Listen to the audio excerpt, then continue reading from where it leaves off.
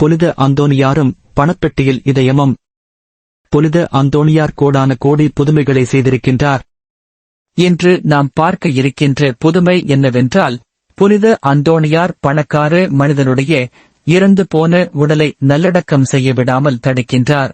ஏன் நல்லடக்கம் செய்ய விடாமல் செய்கின்றார் என்றால், வாழுகின்ற போதே அந்த பணக்கார மனிதன் பணத்தில் பேராசை கொண்டு ஏழை மக்களை சுரண்டி வாழ்ந்தவன். அவன் யாருக்கும் உதவி செய்யவில்லை, எவருக்கும் இரக்கம் காட்டவில்லை. அவன் இறந்த பிற்பாடு ஆடம்பரமான முறையில் அவனுடைய உடலை அடக்கம் செய்ய எல்லா ஏற்பாடுகளும் செய்யப்பட்டிருந்தது. ஆனால் உண்மையில் அந்த ஆசை மிக்க பணக்காரனுக்கு அப்படிப்பட்ட அடக்கம் தேவையில்லை. புனித அந்தோணியார் அந்த இடத்தில் நின்று கொண்டிருந்தார்.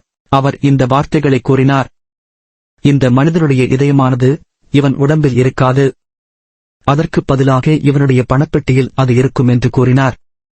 பணக்கார மனிதனுடைய உறவினர் இதை ஏற்றுக்கொள்ளவில்லை.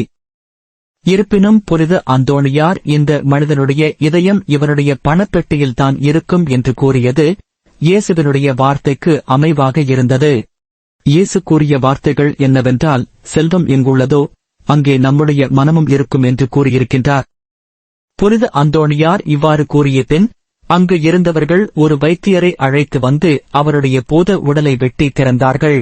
அப்படி வெட்டி திறந்த உடலை பார்த்தபோது அங்கே அந்த மனிதனுடைய இதயம் இருக்கவில்லை.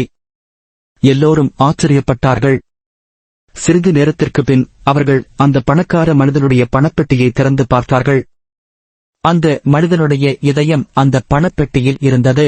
இதைப் பார்த்த யாவருக்கும் ஆச்சரியத்தின் மேல் ஆச்சரியம். புனித அந்தோணியார் கூறியது போன்று அவனுடைய இதயம் அவனுடைய உடலில் இருக்கவில்லை, அதற்கு பதிலாக அவனுடைய பணப்பெட்டியில் இருந்தது. இதைப் பார்த்த எல்லோரும், இந்த பணக்கார மனிதன் வாழும் பொழுது பணத்தின் மேல் ஆசை கொண்டு ஏழைகளை வருத்தி சுரண்டி வாழ்ந்தான், அதனாலே இவனுக்கு நல்ல அடக்க சடங்கு தேவையில்லை என்று சொல்லி கிராமத்துக்கு வெளியாலே ஒரு குகையிலே அவனுடைய உடலை சாதாரண முறையிலே அடக்கம் செய்தார்கள்.